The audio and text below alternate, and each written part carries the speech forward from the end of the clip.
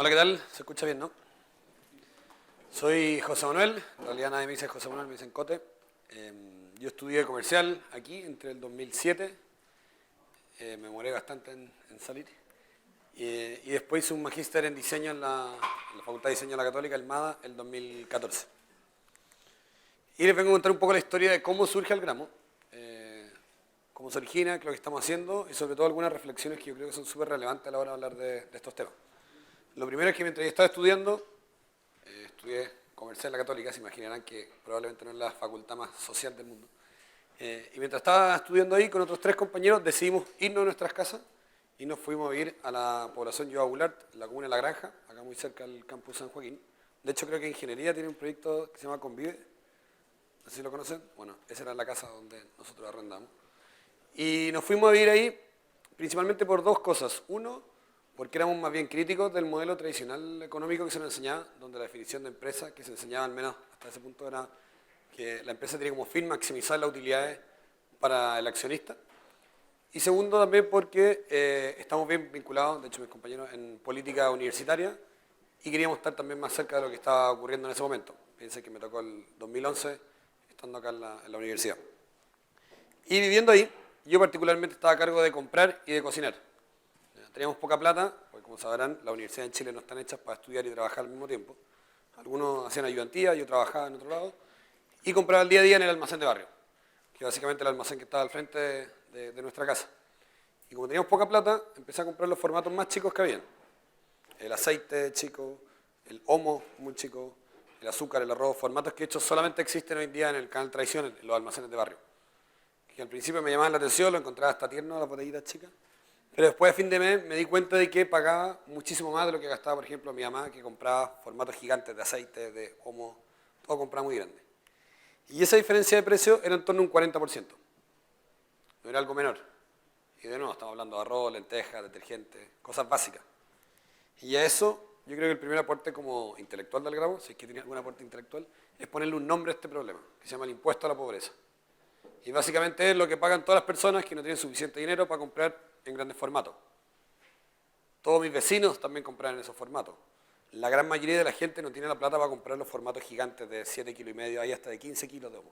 La gente compra 200 gramos que son para 2 lavados. Y eso se ha afectado por el impuesto a la pobreza.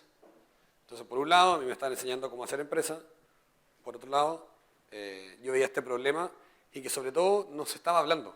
¿Por qué? Porque en economía probablemente te enseñan al revés. Hay una oportunidad de negocio de marginar más en los pequeños formatos. Y al que tiene más plata le hay un descuento por volumen. Que suena súper lógico, pero cuando lo ponía al revés se ve una tremenda injusticia. Y eso es lo que primero a mí me generó un quiebre, decir, bueno, cuando uno ve un problema no puede dejar de verlo. Y además eran empresas las que estaban generando esto, que era particularmente lo que yo estaba estudiando. Entonces dije, bueno, ¿cómo con las mismas herramientas se puede hacer algo totalmente contrario? ¿Cómo generar un modelo donde la gente que compra en pequeños formatos no pague más? Y ahí parte el primer estudio, si se podría decir, de lo que era el gramo. Que por lo demás nunca tuvo relación con ningún ramo, con ningún profesor, ni con ninguna tesis, con nada. De hecho, un ramo me lo eché por asistencia, por estar presentando por un concurso del gramo, y curiosamente el ramo era responsabilidad social empresarial. Y estudiando la cadena de distribución me di cuenta que había muchas etapas que agregaban costo. O sea, el producto en cada etapa era más caro, pero no agregaban valor, seguían siendo lo mismo, son productos más bien commodity. Entonces piensen en el detergente, que de hecho fue el producto con el que comencé. Lo que yo quise hacer al principio era piratear el homo en polvo, y por eso Algramo se llama Algramo, que por lo demás, partiendo en población, era un poco conflictivo el nombre, porque pensaba que era el dealer del barrio. Pero empecé a ver, bueno, cómo podemos llevar el producto de la manera más eficiente al almacén de barrio. Que por lo demás, el almacén de barrio es el lugar donde hoy en día se juntan los vecinos. Es de los pocos lugares, yo diría que son las canchas de fútbol, en algunos lugares las juntas de vecinos, y en el almacén de barrio va ahí, ¿por qué? Porque necesitáis comprar el pan fresco. Y ahí se juntan los vecinos. Entonces el almacén también tiene una importancia social súper relevante para la vida de barrio. Y empecé a ver, bueno, qué cosas puedo eliminar de esta cadena, entendiendo que había que volver al granel, porque el granel siempre ha existido. De hecho, hay gente que a veces se enoja, que dicen que el gramo no es innovador porque el granel siempre ha existido. Efectivamente, siempre ha estado el granel, pero tiene 2 problemas. Uno, las condiciones higiénicas de la venta de los productos, y segundo, la experiencia de compra, el marketing. ¿Por qué? Porque la gente que compra sin marca se ve como peor. O si está manoseado se ve de peor calidad. Entonces mi desafío era cómo eliminar capas de esta distribución, pero con una experiencia de compra que sea atractiva y controlando las condiciones higiénicas. Entonces lo que dije, que se veía muy sencillo en el escritorio, era decir, bueno, llevo el producto a granel al almacén de barrio. Y que la gente reutilice el envase y así va comprando por cargas para lavar la ropa. Y este es mi primer prototipo de Algramo. No sé si todavía existe Paint, pero lo hice en Paint. Y de hecho es interesante porque este fue el dibujo que presenté para un concurso que en su momento se llama Jump Chile, que de hecho era de ingeniería. Y me eliminaron al tiro, porque obviamente mis cualidades de render no eran muy buenas. Y porque obviamente el paradigma de entrar a pelear en un producto commodity, donde hay empresas que tienen el 70%, donde el almacén tiene 1.500 productos dentro de la sala, era imposible. Era imposible porque había que inventar la tecnología, etc. Y yo lo que quería hacer ingenuamente era agarrar, de hecho me dibujo ahí, no sé si se nota, eran estas máquinas de chicle. Cuando echaban monedas y caen como estas pelotitas de colores. Tuve mala suerte que mi hermano grande trabajaba en Happyland, que es la máquina, la empresa de los juegos. Entonces dije, obviamente tienen máquinas, hay que echarle detergente y se resolvió el problema. Y obviamente no funcionaba así, pero sigue avanzando con la idea porque me di cuenta que los márgenes eran brutales. O sea, el espacio que había para crecer era muy grande.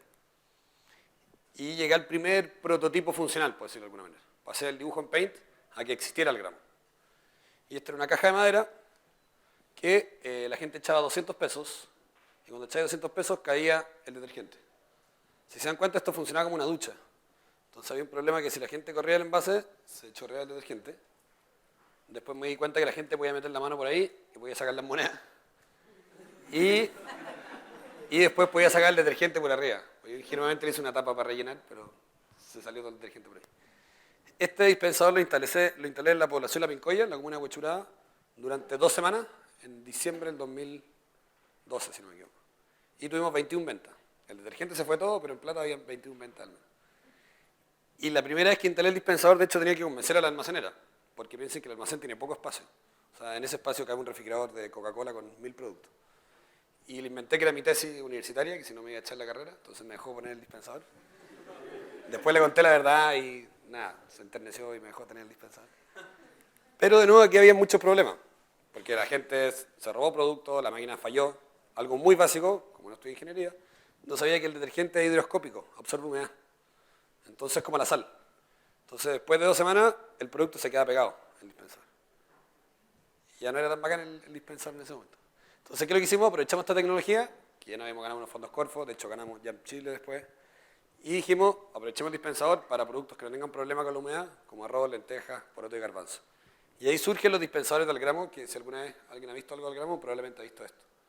Que es como por un error científico, llegamos a los dispensadores de alimentos, donde mi vocación siempre ha estado en resolver los productos de aseo hogar, donde hay margen, donde hay packaging, donde hay más problemas. Entonces empezamos a avanzar con esto y de nuevo era imposible. ¿Por qué? Porque los márgenes en alimentos son muy bajos, son productos commodity. O sea, lo que margina hoy en día un supermercado, un retailer por arroz o lenteja es muy muy bajo y no va para pagar la inversión de un dispensador. Y durante mucho tiempo había mucha gente que decía, bueno, Algramo es como, debería ser una fundación, ¿por qué no te vayas a trabajar a un municipio o te vayas a otro lado? ¿Por qué? Porque veían que era una empresa que tenía muy buen relato, pero que en el negocio no daba los números. Y lo interesante es que yo nunca me compré que iba a dar los números con estos dispensadores, sino que la gran gracia del Algramo era el objetivo al cual yo quería llegar. Algramo no es una empresa que se dedica a hacer dispensadores, sino que se dedica a resolver el impuesto a la pobreza de manera sustentable. Y empecé a trabajar con retornabilidad, como lo hacía la Coca-Cola de los barrios. Entonces la gente compraba la primera vez el envase y el producto, lo utilizaba en su casa, después devolvía uno vacío y se llevaba uno lleno. Y así empezamos a crecer con detergente, los dispensadores de alimentos que tenía los seguí usando, y empezamos a crecer de esta manera. Nosotros somos empresa B. Me imagino que ya se conoce el concepto, ¿no? Más o menos. Para repasar las empresas B, lo que vienen a cuestionar es la definición inicial, de hecho, que a mí me hizo cuestionar en mi carrera, de hecho. Que era, las empresas no solamente maximizan utilidades, sino que buscan tener un triple impacto. Así como tiene un fin económico, Algramo es una empresa con socios con fin de lucro, pero pone a la familia al centro. Y el impacto social y medioambiental es lo que hace la empresa. No es una consecuencia, no es una campaña RC, no es para que vengan a trabajar millennial, no es una competencia de publicaciones, sino que lo que nosotros queremos hacer es tener impacto. Si no, Algramo no existiría. Hoy en día trabajamos con 2000 almacenes, principalmente, en Santiago, en la región metropolitana, donde el dato de la retornabilidad es muy interesante, porque cuando yo empecé con la retornabilidad, los primeros detractores eran los almaceneros. ¿Por qué? Porque ellos tenían mucho problema con las botellas de bebida, con las botellas de Coca-Cola. Decían, no, no me traen ni la botella de Coca-Cola, que es básicamente la marca más grande del mundo, me van a traer tu detergente que nadie conoce, etc. Y efectivamente al principio era como un 5 o un 6% de la gente que volvía con su envase al almacén. Y la gente empezó a hacer el hábito, el almacenero empezó a empujar a sus vecinos, y hoy en día tenemos una tasa de retornabilidad como el 80%. Para que tengan una idea, la Coca-Cola debe tener como un 35 o un 40% de retornabilidad. O sea, tenemos tasas como si fuera Finlandia, pero en poblaciones en Santiago. ¿Y eso por qué? Porque se empezó a empujar un hábito distinto, que no solamente había una conciencia medioambiental, sino que había un incentivo económico que era relevante. Que en el caso del bidón son 350 pesos y los más chicos 250. Que uno dice, claramente 350 pesos no le cambia la realidad a nadie, pero el saber que estáis botando plata todo el tiempo, sí cambia el hábito. Y eso tomó más o menos 3-4 años en generar ese cambio. Y calculamos más o menos que a través de estos almacenes impactamos unas 350.000 personas que podemos ver por el volumen de venta que tenemos hoy en día. Para que tengan una idea un poco de qué es lo que es el gramo, porque mucha gente a veces piensa que el gramo es como Google, es mega cool. Básicamente es una bodega, no tenemos luz natural. Tenemos la suerte, y yo lo repito harto, en Chile de la migración. De hecho, al gramo en un momento llegó a ser 50% venezolano, que después descubrí que era ilegal. Ya no lo somos, pero después descubrí que no era ilegal porque para las empresas chicas no es la restricción. Y fue buenísimo porque también cambió la forma en que nosotros empezamos a trabajar, en cómo nos tratamos, cómo nos entendían los clientes. Y hoy en día Algramo es una empresa que debemos ser 4 o 5 países, manos mezclados, que estamos full en terreno. Hoy en día, mientras yo estoy acá, Algramo está ocurriendo en los almacenes de barrio. Y tenemos problemas con cualquier empresa. Ya tenemos problemas logísticos, un montón. ¿Por qué? Porque el crecimiento fue muy acelerado. Para que tengan una idea, tenemos una distribuidora hoy día de 2.000 almacenes y una distribuidora tradicional se demora en llegar a 2.000 almacenes 20 años, porque de boca en boca ir avanzando uno a uno. Y nosotros lo hicimos en 3-4 años. Entonces eso nos generó un montón de estrías y de dolores de crecimiento. Esta era la bodega, bueno, ahora está un poco más ordenada, pero lo que nos pasó es que yo pensé que jamás iba a agarrar tanto vuelo el tema de la retornabilidad. Entonces dijimos, bueno, tengamos este espacio para el 20%, 30% que va a retornar, porque teníamos un 5%. Y llegamos al 80% y nos empezamos a llenar de bidones. Esta es un poco una foto que resume lo que ha sido la primera etapa del gramo, donde tenemos el dolor de cabeza de la logística de estos bidones, que estamos moviendo aire, básicamente. La gracia es que usamos el mismo camión de despacho para retornar los bidones, entonces no hay un camión extra, pero sí de bodegaje muy grande. La segunda foto es un camión en pana. Bueno, nos han asaltado, nos han robado un montón de veces, nos quedamos en pana, tenemos los problemas de cualquier empresa, pyme, que está comenzando. Y lo tercero es, en verdad esa foto está mala porque quería ser un vecino con un bidón vacío yendo al almacén, pero quería mostrar el cambio de hábito, cuando como empezó a permear este cambio de hábito y la gente nos empezó a traer bidones de otras empresas, de hecho. Porque al principio recibíamos los del gramo y la gente pensó que todos los bidones eran combinables, como pasa con la bebida. Entonces decimos que algunos sí, de hecho los de Unilever empezamos a recibirlo porque era exactamente el mismo modelo, le sacamos la etiqueta y le ponemos la etiqueta al gramo. De hecho le mandé la foto al gerente de Unilever y decirme que está estúpido. Y pasa algo que empieza a cambiar un poco el curso del gramo. Yo diría que esto ocurre el año pasado.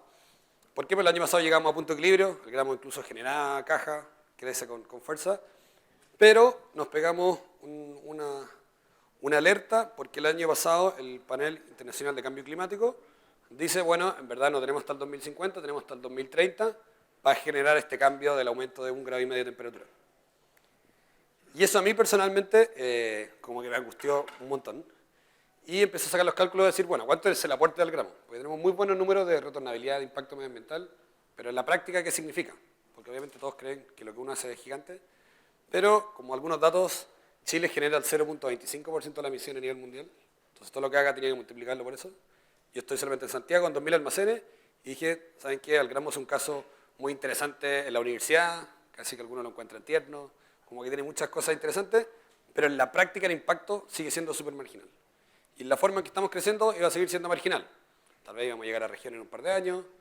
Y dije, bueno, ¿qué es lo que está pasando? Como dice Greta, ¿cómo reaccionamos cuando una casa se está quemando?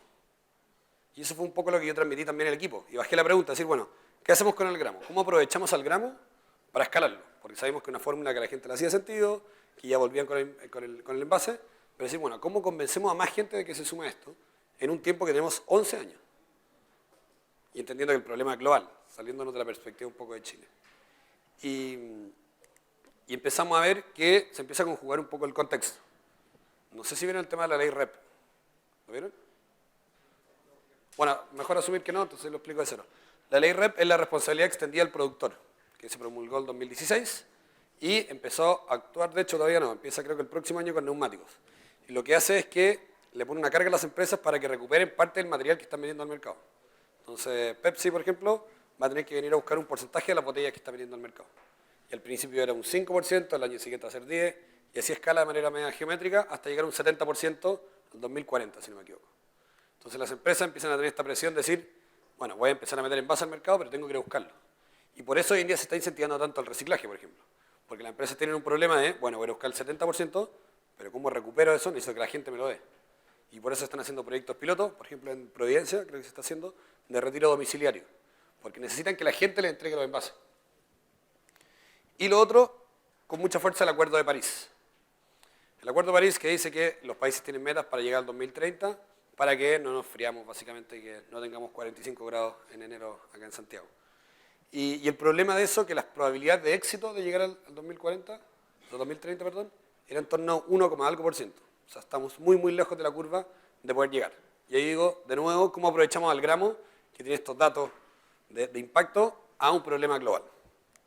Y ahí viene un cambio bien drástico en el gramo, que empezó el año pasado, donde digo, bueno, vamos a dejar de hacer solamente distribución de productos marca propia. Todo lo que yo había hecho eran copias de productos que vendía bajo marca al gramo, en base a retornabilidad, y abrir al gramo. Abrir el modelo al gramo y decir, bueno, tenemos 11 años, esto no puede ser solamente para Santiago, no puede ser solamente local, y no solamente para mi marca, sino que, ¿cómo voy a convencer a las empresas que usan más packaging del mundo? Unilever, Nestlé, Danone, Soprole, Coca-Cola. ¿Cómo voy a convencer a esos tipos de que vendan sus productos a través de mi sistema? ¿Por qué? Porque es mucho más rápido decirle a alguien, oye, el detergente que ya conocí, cómpralo dispensado. Sobre todo en lugares fuera de Chile. En Santiago alguna gente conoce el gramo, pero salí fuera y no se conoce. Y no hay tiempo para llegar en estos 11 años a explicarle a todo el mundo qué es lo que es al gramo. Sino que es mucho más fácil decirle, el mismo producto que ya estáis consumiendo va a estar más barato y de manera sustentable. Y por eso viene este cambio desde tanto la gráfica como en la propuesta de valor del gramo. Esto no significa que dejamos de trabajar con los almacenes, de hecho seguimos con 2000 y vamos creciendo, pero se empieza a proyectar un poco más hacia afuera. Y inventamos un concepto que se llama el packaging as a wallet. ¿De dónde viene este concepto? Bueno, el 3 o 4 de febrero de este año celebramos que eliminamos las bolsas plásticas, ¿cierto? Pero nadie habla de que un packaging de detergente equivale aproximadamente a 50 bolsas plásticas. Entonces vieron un video de Greenpeace que entraba creo que al Jumbo, compraban y después le devolvían el plástico, el carro con plástico, de todo el plástico que tienen las cosas que compramos. O sea, hoy en día el problema de fondo son comer carne, la central de carbón y el plástico que tenemos en todos los packaging. La bolsa tiene un muy buen impacto porque afecta mucho la usabilidad, la costumbre. A todos se nos olvida la bolsa, nos duele, y eso empieza a generar una reflexión. Por eso yo creo que es un cambio muy positivo, pero claramente es la primera capa de conversación. ¿Y la gente por qué está botando el envase? En el mejor de los casos la basura, o en el mejor de los casos se recicla, muy poco, pero ¿por qué? Porque deja de tener valor. Una vez que yo uso un Omo, un detergente, es una botella que es bonita, pero deja de tener valor. ¿Y en qué idea nos fuimos? Agarramos la idea de la tarjeta VIP.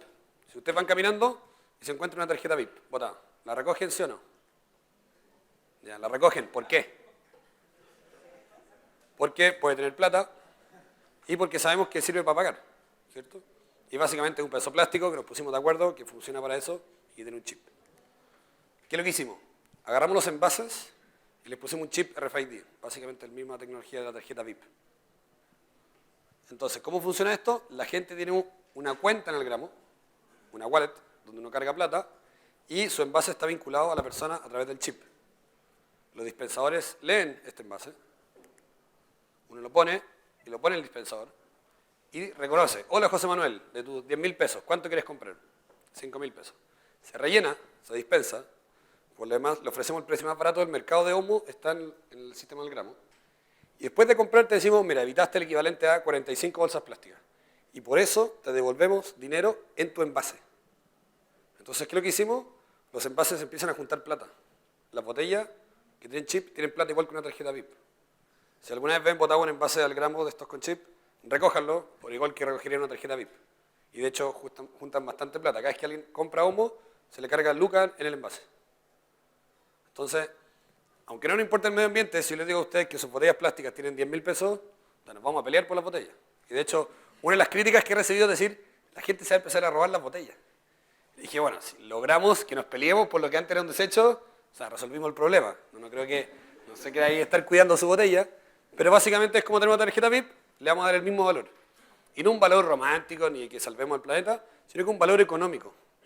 ¿Por qué? Porque mi línea es no diseñar una solución para el millennial ABC1 vegetariano, como yo, sino que cómo convencemos al 90% de la gente que toma decisiones basadas en plata. A todos nos importa el medio ambiente, en la calle a todo el mundo le dice. Pero a la hora de comprar es muy distinto. Para el 18, ¿cuánta gente no comió carne? Espero que aquí bastante. Pero es un cambio de hábito que toma tiempo y que cuesta. Entonces el camino más corto de aquí al 2011 es a través de la billetera. Entonces dije, bueno, ofrezcamos el precio más barato del mercado y demos un incentivo económico para reutilizar este envase. Y comenzamos con la primera solución. Empecé a conversar con Unilever en Inglaterra.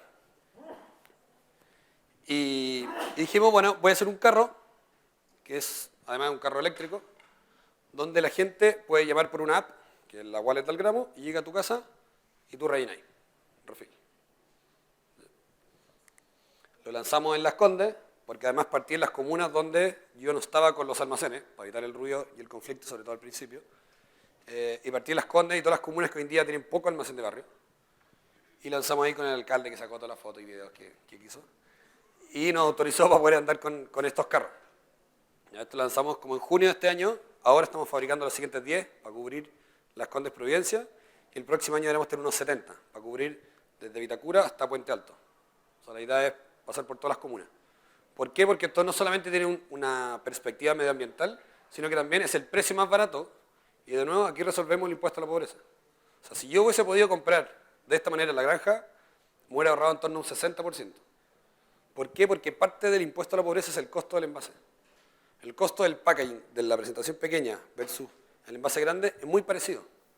No es lineal, no es que si es de la mitad tamaño vale la mitad. La logística es más o menos parecida y ese costo carga mucho más a las familias que tienen menos ingresos. Entonces, ¿cómo funciona? Tenemos una app donde llevamos el triciclo eléctrico que llega a la casa y uno rellena. La otra línea que estamos lanzando es dispensadores fijos, no todo va a ser móvil, que puede estar en un almacén, en un retail, en una tienda, etc. Y de hecho, en diciembre, esto ya es como la exclusiva, vamos a lanzar la primera tienda al gramo. La vamos a lanzar en el Mall Plaza Caña. ¿Por qué? Porque es el lugar donde vamos a estar piloteando todos los desarrollos tecnológicos. Porque una cosa es, por ejemplo, que te lleven detergente o que te lleven alimento mascota. De hecho, el segundo producto que vamos a lanzar ahora es Purina, alimento mascota. ¿Por qué? Porque a la gente le complica cargar 18 kilos desde un supermercado hasta la casa, que por lo demás ese plástico no es reciclable porque tiene aceite. Entonces, bueno, ¿cómo sustituimos eso? Llevándole el producto a la casa, que compre los 18 kilos de su casa, sin contaminar, al precio más barato, check. Pero hay otros productos, por ejemplo, como el arroz, que no se justifica económicamente tener un triciclo. Aparte, ¿cuánto arroz compramos al mes? 1 o 2 kilos y eso, el margen es muy pequeño. Entonces, ¿qué es lo que estamos haciendo? Vamos a tener también la primera tienda al gramo. Y en la tienda al gramo van a haber dispensadores que, en realidad yo lo voy a hacer como mi departamento piloto, para mostrar la tecnología, para que la gente aprenda, entienda cómo funciona, y también para que vaya al retailer, para que vaya al almacenero y decir, oye, me interesa tener este dispensador de tal producto en la tienda. Actualmente, bueno, vamos a tener Unilever con todos los productos de Hogar, Omo, Quicks, Cif, Soft y todas las cosas que... DAP, jabón también. Estamos viendo también alimento mascota, que esté en toda la gama de mascotas. Estamos trabajando también algunas ideas con... Bueno, es que en verdad no podemos decir en la marca. Pero vamos a tener como 20, 25 productos distintos, tanto para consumo humano como de mascota, que hoy en día se puede evitar el packaging. Podemos ofrecer el precio más barato del mercado y reutilizando envases. No sé si conocen Amazon Go. Amazon Go son 7 tiendas, si no me equivoco, que están en Estados Unidos, que hizo Amazon. La gran gracia es que uno entra registrando con celular, así que uno tiene una cuenta de Amazon Prime, y uno puede sacar las cosas de la estantería y se va. ¿Ya? ¿Por qué? Porque a través de cámara registran quién eres, qué sacaste, te lo descuentan tu tarjeta de crédito.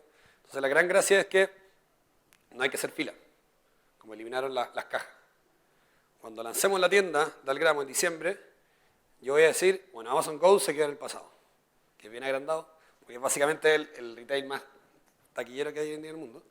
Pero lo voy a decir ¿por qué? Porque si bien eliminaron las cajas, no han eliminado el packaging.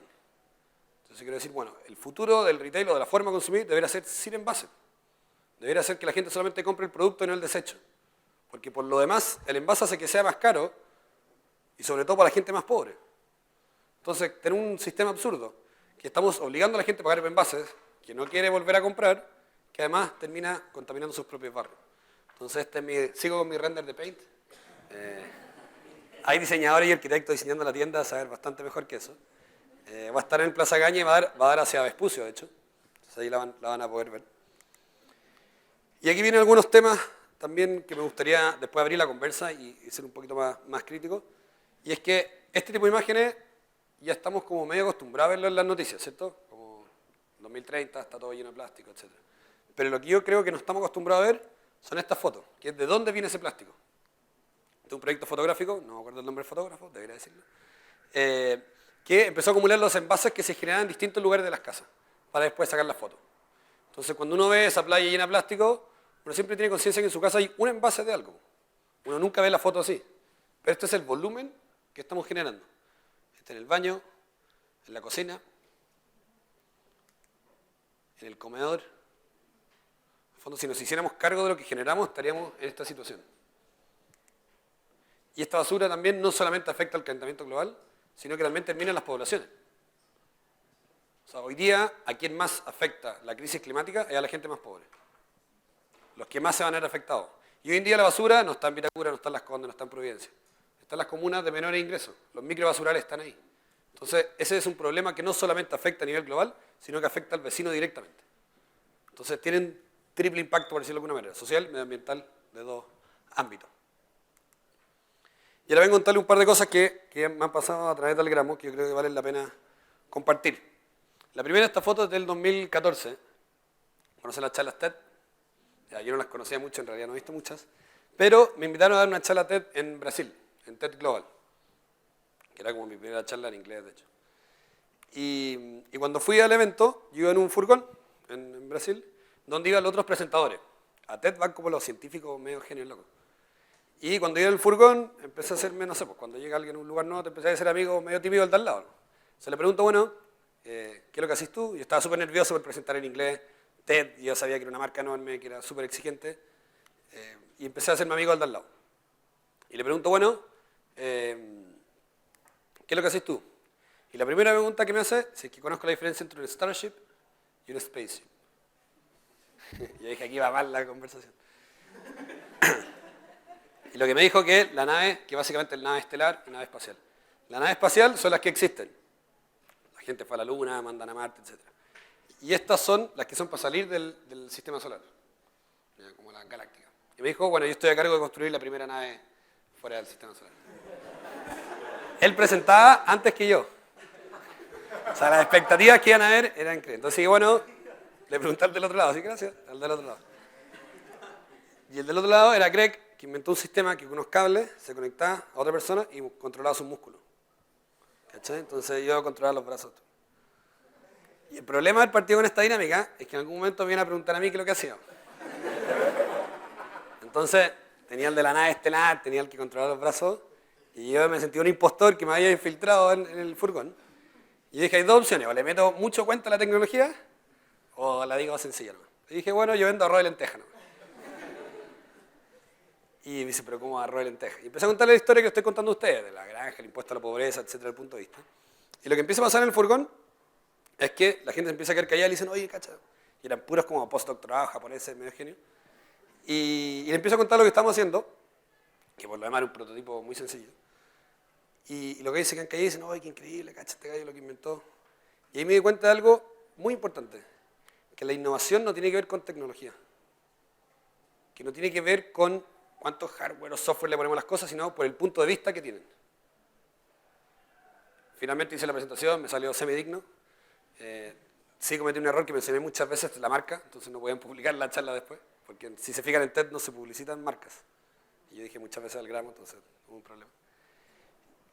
Y después me di cuenta, bueno, que se me pasó como efecto impostor, entendiendo que la gran gracia de lo que tiene el gramo hoy en día no tiene que ver con su tecnología, sino con el punto de vista. Es decir, bueno, cuando todos ven una oportunidad de cobrarle más al que compra el Nescafé en sachet, Bueno, hay un problema enorme. Probablemente el café más caro que se vende es el de sachet de Nescafé de almacén de barrio. Me volvió a pasar algo parecido en el 2015. En 2015 partió un mundial de innovación social que se llama The Venture, que lo organiza Chivas. Que de hecho, si alguno tiene un emprendimiento, va a partir ahora la convocatoria. Y es un mundial donde se eligen clasificación chilena, después se va a presentar y yo representaba a Chile. Y me pasó que llegué a la final de este mundial, que era en Silicon Valley, y me pasó de nuevo lo mismo, pero aquí era conferencia. Entonces había un japonés con postdoctorado, había un uruguayo que trabajaba con GPS en temas increíbles, satelitales, y yo que fui con un tarro de lentejas a presentar. Y en ese nos fue bien también, y logramos ganar. Y de nuevo, no por la tecnología, no porque fuese complejo, sino por lo sencillo de la solución y el punto de vista distinto. Eso fue el 2015. Y aquí quiero abrir un poco el tema a otro ámbito que algunas veces se olvida. Y de repente siento que la gente se vuelve fanática del emprendimiento. Yo en realidad, lo mío no es como, no amo el emprendimiento, no leo Steve Jobs, no voy a meetups, no hago ese tipo de cosas. Yo elegí meterme en el emprendimiento, ¿por qué? Porque sentí que era la forma de provocar un cambio en la dirección que yo quería que ocurriera. De hecho, mi contexto era mucho más de política universitaria que de emprendimiento. Pero vi una oportunidad de generar un cambio. ¿Y por qué yo creo que hay que tomar el cambio desde la innovación social o desde el impacto social? Porque esta es una foto que muestra el crecimiento del PIB per cápita en Chile, que de hecho los economistas, particularmente la Católica, muestran con mucho orgullo, pero pocas veces se muestra este gráfico, que es el que mide la desigualdad en Chile. O sea, básicamente, a pesar de que estemos creciendo, eso no está resolviendo nuestros problemas de desigualdad. ¿Por qué? Porque la definición de empresa que tenemos solamente maximiza utilidades del accionista y no tiene una búsqueda de impacto. Entonces, conclusión básica, no basta con que crezcamos para resolver la desigualdad. Sin ser un economista, ningún genio. Y solamente algunos datos que yo creo son súper relevantes cuando tenemos que hablar de impacto de temas sociales. Hoy en día el 20% tiene el 72% de la riqueza. El 1, el 33%. Y el 0,1 tiene casi el 20%. O sea, hoy en día tenemos una concentración de riqueza enorme. Yo creo que de los grandes dolores que tiene el país es la desigualdad. La Fundación Sol, no se conoce la Fundación Sol, hizo un estudio que me dio la razón salarial, es decir, la diferencia entre el que gana más y el que gana menos en una empresa. Entonces, no sé, si alguien gana 10, el otro gana 1, la razón es 10 veces más. ¿Cuánto creen que es el promedio en Chile? 19. ¿Quién da más? Necesito que digan números, si no, no puedo avanzar. 30. 39. El promedio en Chile es 104. Los datos están en fundacionsol.cl. Ese es el país en el que estamos. Mientras por un lado vemos increíbles acciones de RCE o política, en verdad la desigualdad se sigue profundizando. Entonces para eso tenemos que cambiar el concepto de empresa que tenemos. Poner a las personas al centro, y hoy en día en el contexto en el que estamos en el medio ambiente más que nunca. Y no por una acción de nuevo, no por una RCE, no podemos motivar al millennial para que llegue a trabajar, sino porque no tenemos otra alternativa. O sea, hoy en día cuando se plantea descarbonizar el país al 2030, que está relacionado con la charla anterior, no es porque la gente quiera ser radical, sino porque no hay otro futuro si es que no hacemos eso. O sea, cuando la gente, sobre todo si es vegetariano o vegano, que muchas veces los tildan como delatero, etc., no es porque quieran molestar, sino porque efectivamente de ahí viene gran parte del problema. Si queremos preservar ciertos territorios también, porque es de las pocas formas que podemos resolver el problema para las futuras generaciones. Y aquí el último concepto que les quiero dejar y para abrir un poco la conversa y las preguntas, que es el de radicalidad.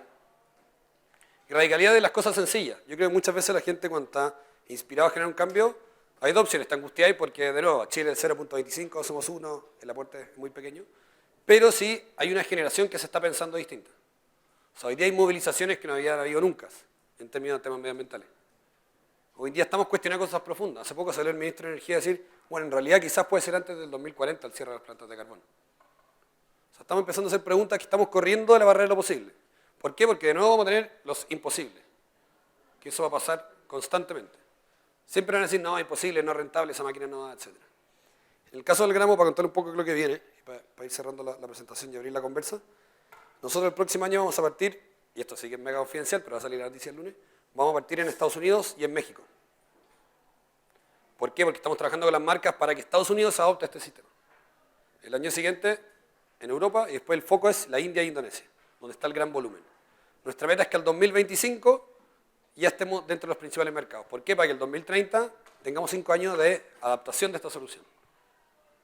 partiendo de vender arroz y lenteja, por lo que pasaba en un almacén en la granja, a intentar de convencer a Unilever a nivel global. De hecho, logramos convencer a Unilever a nivel global. Tenemos contratos con ellos para que esto crezca. ¿Cómo lo vamos a hacer? No tengo idea. Pero ya está firmado, entonces tiene que ocurrir. Tenemos, de hecho, los ingresos, cerramos nuestra ronda capital, pero la ambición está porque nos moviliza el 2030. Así como alguna vez un techo para Chile puso el 2010 sin campamento, nosotros tenemos la meta del 2030 de que dejemos obsoleto el reciclaje. Esa es la meta del gramo, que es absurdo tener que reciclar. No nos vayamos a la hora, hay que reciclar primero y después recargar. Pero que ojalá dijéramos más adelante, ¿se acuerdan cuando reciclamos? Que había que lavar, había que separar, qué absurdo. Hoy día solamente recargamos. Esa es la ambición del gramo. Queremos dispensar cosas que hoy en día no se pueden dispensar. Mayonesa, helado, leche. Cosas que hoy día pueden tener ciertas complejidades, pero lo vamos a hacer. Estamos buscando gente que se nos quiera sumar. De hecho, paso el dato, estamos buscando gente en el gramo. Ingenieros particularmente. Porque tenemos la ambición de resolverlo, las marcas saben que tienen que hacerlo y el consumidor lo está exigiendo. Y peor aún, tenemos hasta el 2030 para cambiar esto. Entonces la radicalidad es lo que me encantaría contagiarlo, y no solamente de la perspectiva del gramo, sino que cada uno de sus ambientes. Porque también pasa otra cosa cuando se habla de emprendimiento. La gente se vuelve fan del emprendedor y del emprendimiento. Así como necesitamos buenos emprendedores, necesitamos buenos profesores, buenos artistas, buenos políticos, buenos doctores. Donde estemos, tenemos que entender que somos un aporte. Esto no lo va a resolver Elon Musk con baterías más baratas solamente, sino que una generación que se involucra de manera distinta, entendiendo que tenemos un problema grave, que probablemente la gente no sabe qué tan grave es, y que necesitamos soluciones radicales de aquí al 2025 para que la curva alcance a llegar. Solamente para cerrar, en Algramo no trabajamos por, no sé, los reconocimientos, los concursos o los premios, sino porque genuinamente creemos que estamos construyendo una solución justa para millones de personas. Muchas gracias.